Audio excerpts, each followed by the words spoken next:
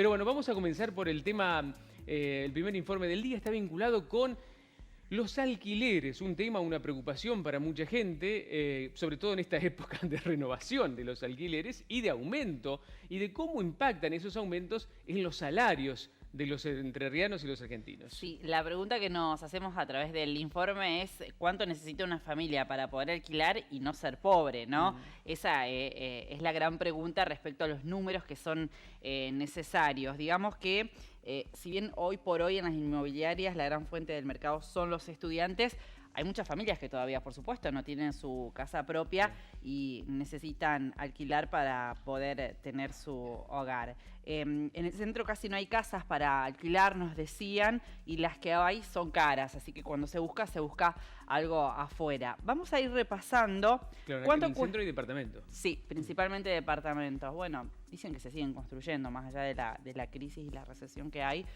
Siguen habiendo obras que están en marcha, no al nivel de algunos años atrás, pero bueno, se siguen construyendo edificios porque la demanda sigue existiendo. Vamos a repasar cuánto cuesta alquilar departamentos, también una casa, y después cuánto dinero necesita una familia, teniendo en cuenta la canasta básica total, que es la que establece cuánto dinero necesitas para no ser pobre, justamente para poder superar ese costo de la canasta, pero también poder pagar un alquiler. Ahí estamos viendo los precios de los alquileres hoy en Paraná. Un departamento de un dormitorio, sumando el alquiler más las expensas, hay que pensar en unos 10.500 pesos. Esto es en el centro. Esto es en el centro, Cristian, sí.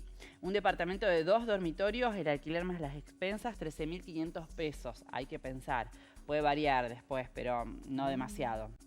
Un departamento de 3 dormitorios también, con las expensas, cuesta entre 18.200 y 23.000 pesos. Es bastante difícil alquilar estos. Y una vivienda en el centro, unos 30.000 pesos, pero bueno, decíamos, ¿no? Hay poca oferta y la verdad es que generalmente las características de la casa muchas veces no conforman. Pasamos a la otra placa para saber que el salario mínimo vital y móvil ahora en septiembre está en 15.625 pesos. Ahora en octubre se va a modificar un poquito. Y hablábamos recién de la canasta básica total, que es la que fija cuánto dinero necesita una familia tipo de un matrimonio de 2 niños para no ser pobre. Hoy está fijada en 33.013 pesos, eso sin tener en cuenta que tenés que pagar un alquiler.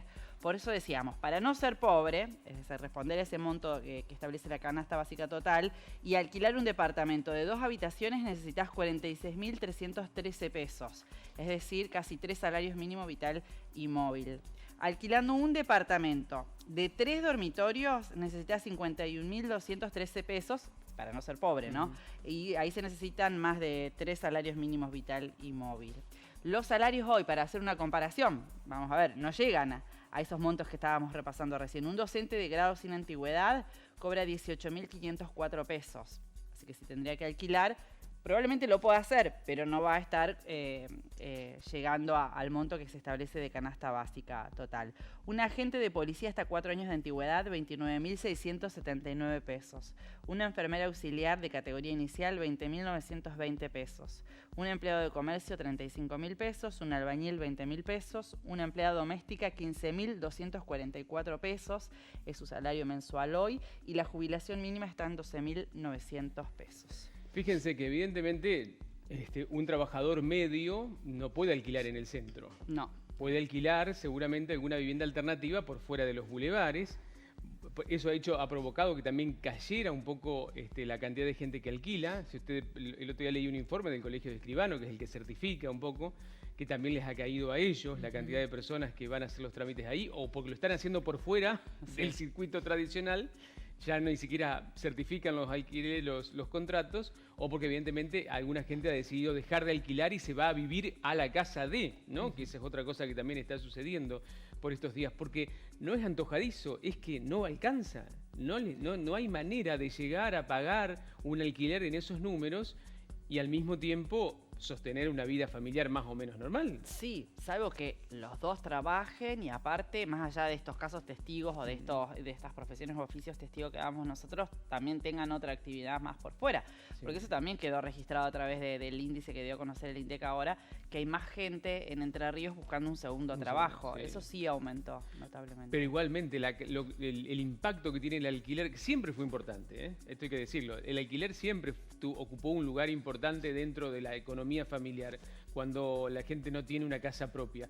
Pero a veces, por efecto de la inflación y por la dolarización, porque las propiedades están calculadas en dólares, y también siempre los alquileres se calculan en base al valor real de la propiedad. Siempre se dijo que era el 1%, ¿se acuerdan? Sí, Después se tiró al 0,50. Por eso los dueños de las casas y de los departamentos también dicen, bueno, no estamos cobrando lo que deberíamos cobrar. Y después tenés un montón de trámites que te agregan y que te complican la existencia, sobre los que nunca realmente se legisló en serio. La famosa ley de alquileres nunca avanzó concretamente sobre algún tipo de beneficio para el inquilino. Porque ¿viste? Es totalmente arbitrario, es la ley de la oferta y la demanda, la ley de la selva.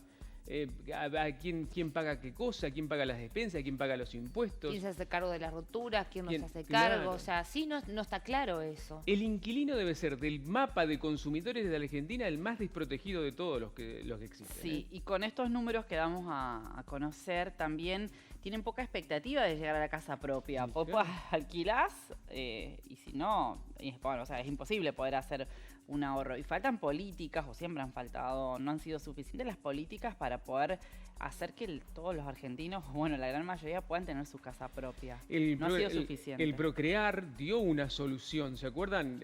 Durante mucho tiempo, mucha gente pudo construir su casa a partir de créditos más blandos, con tasas más bajas, con cierta previsibilidad, con un cálculo un poco más certero de lo que iba a pasar. Después, cuando se empezó a hacer a través de los créditos UBA, ahí la cosa se puso un poco más difícil. Si bien en primera instancia te decían, no, pero esto se calcula en base a la inflación, una combinación de números, hay gente que está pagando cuotas desde hace 4 o 5 años y está debiendo más ahora de lo que empezó a deber el día que y mucha que sacó gente el que crédito. tuvo que devolver, Por ejemplo, que no pudo terminar y tuvo que devolver lo que le habían dado.